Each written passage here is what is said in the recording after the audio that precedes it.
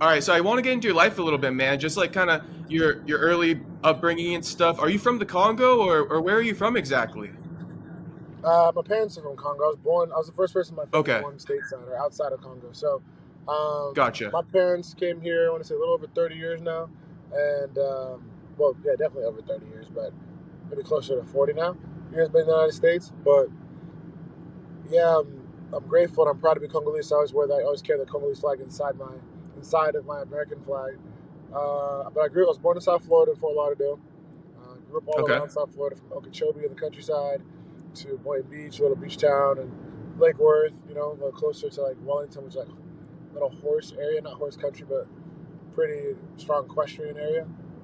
Then when I was 12, turning 13, I moved to North Carolina, and a lot of my life was there through like the last couple months of middle school, high school, You said and equestrian. Sorry, it cut out just a little bit towards the end. oh yeah, so sorry, yeah, so Lake Worth was like near this town called Wellington, which is kind of known for like equestrianism, and people are just getting in, horse country, like not horse country. Horse country is Ocala, but a lot of people, have like stables and stuff like that near there. So kind of near where I grew up. And then after that, I moved to North Carolina and like Mint Hill area, countryside, and then Charlotte, which is just like a southern city. But Okay, when did you move to South Carolina? When you were full, like an adult at 18 or younger? no, no, no. When I was 12, we moved to North Carolina, and that was Oh, north. yeah, finishing up middle school. So then finished middle school, started high school there, and then college and all that stuff. I traveled around a little bit. Okay, yeah, I noticed that. So there was no fighting in your life probably up until after you finished college, or what was the deal with that? Because you have like 3 degrees, right? Yeah. Yeah. So I didn't grow up doing sports. I played football my senior high school, then I played in college. Then after college, I started training martial arts, and about 24 years old. But I studied accounting, so I have a business administration degree in accounting, and then I have an accounting degree and a finance degree. So, yeah, I'm definitely looking to continue my education here soon. When hear back from schools and do some more applications, but I'd like to get my master's in my CPA. So focus on that. Okay. Yeah. What made you want to do accounting? I didn't want to do it at all at first, actually. It's my African Oh, parents. really?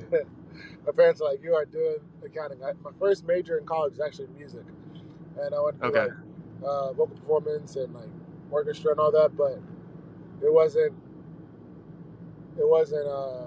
not accepted, but it wasn't allowed. I guess you'd say. Like my parents wanted me to do something they feel like anywhere in the world I could get work and never have to like struggle. Then I became a fighter, but but Yeah. they got me into it, and now I really enjoy it. I'm part of this company also. Like another work that I do is with Live Wealth Group, Hmm. and it's financial planning, life insurance, tax mitigation, consulting, and I'm director of athlete relations. So that keeps me active and working with like helping athletes and people in general, businesses, small businesses, any person you name it, helping them create the best financial picture for their life. So grateful to be a part of that, and so I stay pretty active. So I gotta go put the accounting to use, but that's it became something I never wanted to do. Then after some time, it became something I'm like, you know what, I could use this to help other people and myself. So Yeah. So I'm gonna try to piece it together and just correct me if I'm wrong. So what happened? Like you graduated, you started actually working in accounting, right? And then you kind of still didn't like it, so you quit and tried to pursue fighting. And once you started fighting, you're like, shit, this yeah. might actually be a good thing to have in my back pocket. Right? Yeah. Well, I mean, I got Yeah. so broke at one point. Like, I made some really stupid business decisions. I guess you could say, not even like bad, just real stupid, and lost a Hmm. lot of money.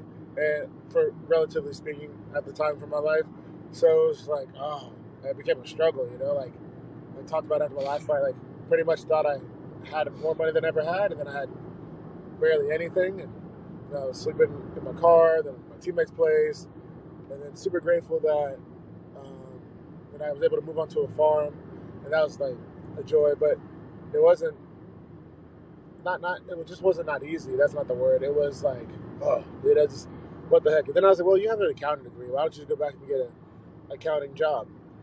Eventually, I started talking to Alan Diamond, the CEO of Live Wealth, and I got this opportunity to work, and my life has been pretty blessed since. So um, Can you see me? Okay, sorry. Yeah, I can see you Yes. better now. Oh, cool. So I was like, I hit something on my phone. Sorry. No, you're good. Yeah, I'm like, I'm grateful, man. Like life coming full circle and things keep getting better and better. I like focus on my obedience and my faith, and I'm loving life.